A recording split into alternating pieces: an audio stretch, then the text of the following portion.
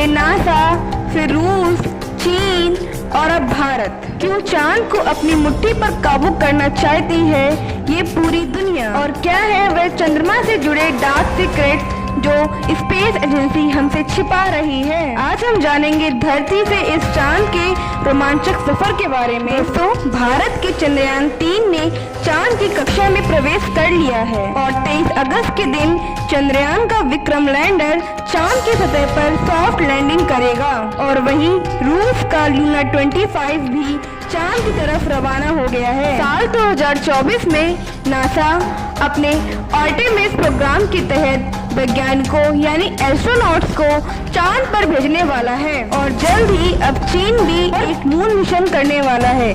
लेकिन अब सवाल यह उठता है कि इन सब देशों को चांद पर ऐसा क्या दिख गया है जो चांद पर सबसे पहले पहुंचने की ओर मची हुई है, और आखिर चांद से ऐसे जुड़े कौन से रहस्य हैं जिनसे पर्दा उठाते ही हमारा चांद को देखने का नजरिया ही बदल जाएगा। जानिए पृथ्वी से चांद तक की सफर की कुछ रोमांचक बातें। तो जल्दी से अपनी कुर्सी की पेटी बांध लीजिए और वीडियो को अंत तक जरूर देखें। दोस्तों, चांद हमारी पृथ्वी से 3,84,400 किलोमीटर दूर है, और अगर हम सीधा रास्ता पकड़ते हैं तो इसी डिस्टेंस के आसपास हम चांद की सतह पर पहुंच जाएंगे। जबकि भारत के चंद्रयान 3 के रास्ते से हमें चांद पर पहुंचने में कुल 42 दिन लगेंगे, क्योंकि चंद्रयान 3 ने चंद्रमा की तरफ जाने के लिए अंडाकार रास्ते को चुना है, जिसमें वो पृथ्वी के चक्कर लगाकर आगे बढ़ेगा, फिर उसके बाद चांद के भी चक्कर लगाकर लैंडिंग करेगा।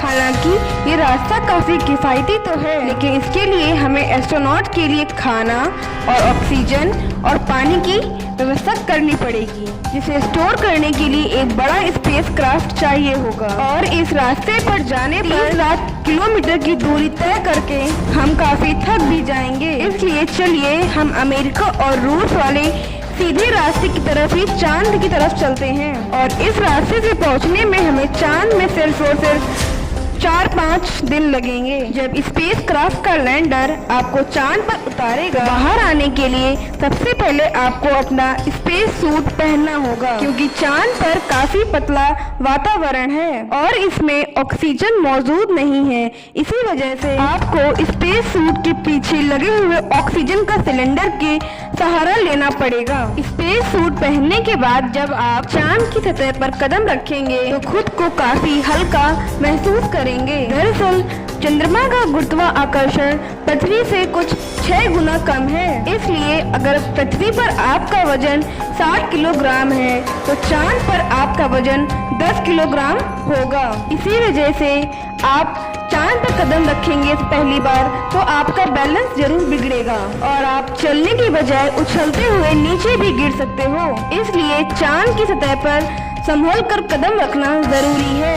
खैर, अब चांद की सतह पर बात करें तो यहाँ पृथ्वी की तरह सीधे रास्ते नहीं बने हुए हैं, बल्कि चांद की सतह उबड़ खाबड़ है और यहाँ पर बड़ी बड़ी चट्टानें, बड़े बड़े गड्ढे और बड़े बड़े पहाड़ भी हैं। चांद पर ये गड्ढे अरबों सालों से उल्का पिंडों की वजह से बने हुए हैं और ये 1 सेंटीमीटर से लेकर 2500 किलोमीटर तक बने हुए हैं। और वहीं चांद की मिट्टी यानी कि लूनर सॉइल ज्वालामुखी से निकलने वाली राख जितनी पतली है और इसका रंग पृथ्वी की मिट्टी से ज्यादा डार्क होता है। कहा जाए तो बिल्कुल सीमेंट की तरह, राख की तरह होता है। इस मिट्टी पर खुरदरापन न होने की वजह से आप जैसे ही इस पर कदम रखेंगे आपके पैरों के निशान बन जाएंगे, जिस वजह से चांद पर सबसे पहले कदम रखने वाले नील आर्मस्ट्रॉन्ग और बज एल्ड्रिन थे। ये पैरों के निशान आज भी मौजूद हैं। और अब चांद की खूबसूरत जमीन को देखने के बाद और जब आप अपनी नजरों को ऊपर की तरफ देखेंगे तो आपको अपनी पृथ्वी भी दिखाई देगी।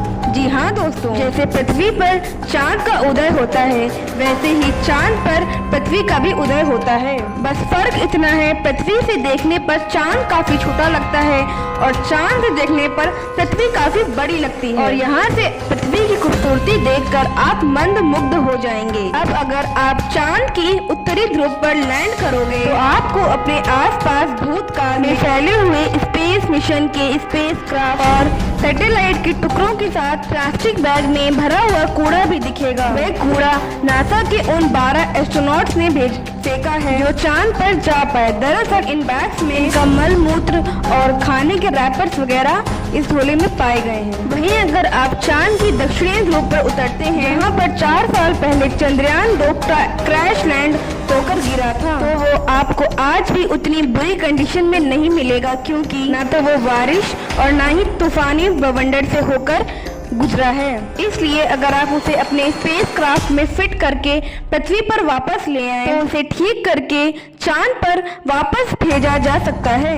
दोस्तों, आप ये तो जानते ही होंगे, स्पेस के सभी टेरेस्ट्रियल ऑब्जेक्ट अचानक उल्कापिंड की बारिश हो जाती है। यह तो अच्छा है कि पृथ्वी की मैग्नेटिक फील्ड उल्कापिंडों को या तो साइड में धकेल देती है या फिर ग्रेविटी और एटमॉस्फेयर धरती तक पहुंचने से पहले ही जलाकर राख कर देते हैं। लेकिन चांद की मैग्नेटिक फील्ड पृथ्वी के मुकाबले में काफी कमजोर है।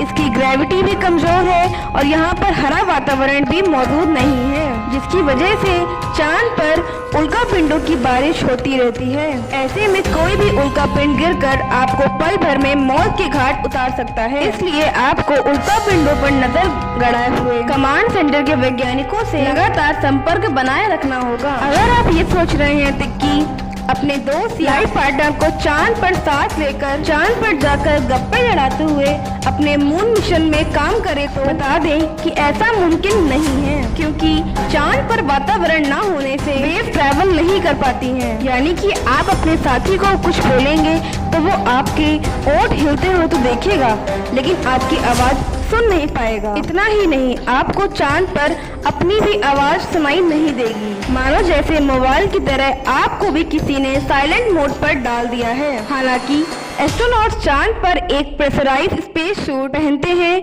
जिसमें साउंड वेव को ट्रैवल कराने के लिए नाइट्रोजन और ऑक्सीजन की मदद से कृत्रिम वायुमंडल बनाया जाता है और साथ ही इन्हें माइक्रोफोन वाली हेडफोन पहनाई जाती है, जिसकी मदद से यह अपने साथी और कमांड सेंटर की आवाज सुन सके और जवाब भी दे सके। और दोस्तों, जब आप चांद पर अपना काम करके सोने जाएंगे तो आपको सूरज की रोशनी नींद से नहीं जगाएगी, क्योंकि चांद को अपनी दूरी में घूमने के लिए 28 दिन लगते हैं, जिस वजह से चंद्रमा पर एक दिन 14 दिन का होता है और 14 दिन की रात होती है। यानी कि एक दिन रात पृथ्वी के 28 दिन के बराबर होता है। ऐसे में अगर आप दिन के समय चांद पर गए तो 24 घंटे ही आपके पास उजाला होगा और सोने व जागने के लिए आपको पृथ्वी के समय का इस्तेमाल करना होगा, क्योंकि आपका शरीर उसी तरह से काम कर पाएगा। आपको बता दें, अंतरिक्ष में गए सभी astronauts omega speedometer professional watch पहनते हैं, जिसमें वो रात का अलार्म लगाकर सोते हैं और सुबह अलार्म बजते ही उठ जाते हैं। साथियों,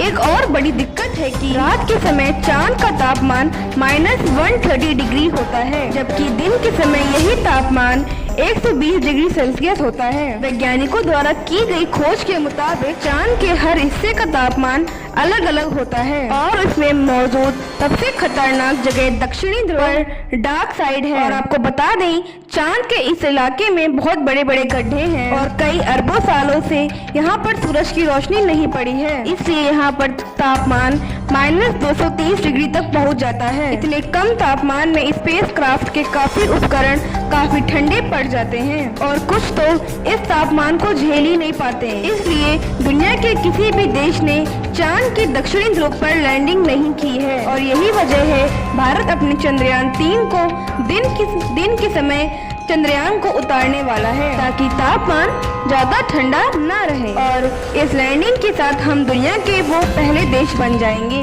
जिसने चांद के दक्षिणी ध्रुव पर सफलता हासिल की है।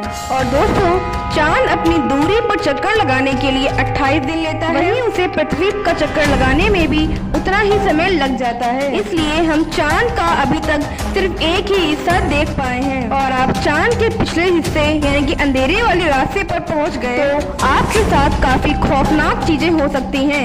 आपको बता दें, चांद पर रिसर्च कर रहे कुछ वैज्ञानिकों का यह भी कहना है कि काल में वहाँ कोई एलियन सभ्यता बसी थी और आज भी चांद के डार्क साइड में एलियन मौजूद हो सकते हैं। हालांकि आज तक जितने भी मून मिशन किए गए हैं, हमें एलियन के खिलाफ कोई सबूत नहीं मिल पाया है। लेकिन अब चांद के इस रोमांचक सफर को यही पूरा करके अपने स्पेस क्राफ्ट में बैठकर पृथ्वी पर वापस लौट आते हैं और ये जानने की कोशिश करते हैं कि वैज्ञानिकों को आखिर चांद में इतनी दिलचस्पी है क्यों। तो इसका मुख्य कारण है कि आज से 450 करोड़ साल पहले जब एक ग्रह पृथ्वी से टकराया था, तब पृथ्वी का एक हिस्सा टूटकर धरती से 4 लाख किलोमीटर दूर चला गया और पृथ्वी की परिक्रमा करने लगा, जिसे हम चांद के नाम से भी जानते हैं। इसी वजह से पृथ्वी की तरह कई महत्वपूर्ण खनिजों की उपलब्धि भी हो सकती है। वहीं चंद्रयान 2 ने